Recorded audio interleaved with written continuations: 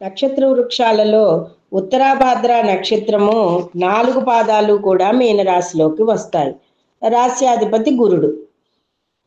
మీనరాశ్యాధిపతి గురుడు, నక్షత్రాధిపతి శని. అయితే ఇది మనుష్యగణం. దీనికి అధివృక్షం వేప చెట్టు. దీనిని ఆరాధించిన ఎడల ఈ ఉత్తరాభాద్ర నక్షత్రం వారికి శుభ ఫలితాలు లభిస్తాయి.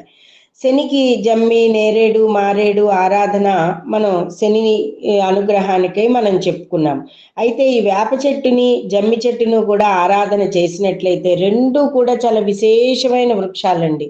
వేప చెట్టు, జమ్మి చెట్టు కూడా చాలా విశేషమైనవి. ఈ రెండు అమ్మవారి స్వరూపాలు. ఇటు లక్ష్మీదేవి స్వరూపం, గౌరీదేవి స్వరూపం, అదేమో జమ్మి దుర్గాదేవి స్వరూపం. ఈ రెండిటిని కూడా శ్రీ సూక్తంతో, దేవీ సూక్తంతో, దుర్గా సూక్తంతో పూజించినట్లయితే ఈ ఉత్తరాభాద్ర నక్షత్రం వారికి అన్ని విషయాలలోనూ కూడా ముందంజలో ఉంటారు.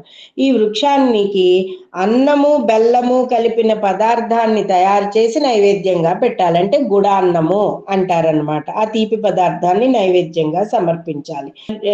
మీనరాశ్యాధిపతి గురునికి మర్రి, మేడు ఆరాధన చాలా విశేషమైన సుఫలితాలను ఇస్తుంది. దాంతో పాటుగా రావి చెట్టును కూడా పూజించడం వలన కూడా విశేష సుఫలితాలను ఉంటాయి. అలాగే ఈ ఉత్తరాభాద్ర నక్షత్రం వారు వేప చెట్టుని, మారేడు వృక్షాన్ని నరకకూడదు. ములివేము చెట్టుని గృహోపకరణాలుగా వాడకూడదు.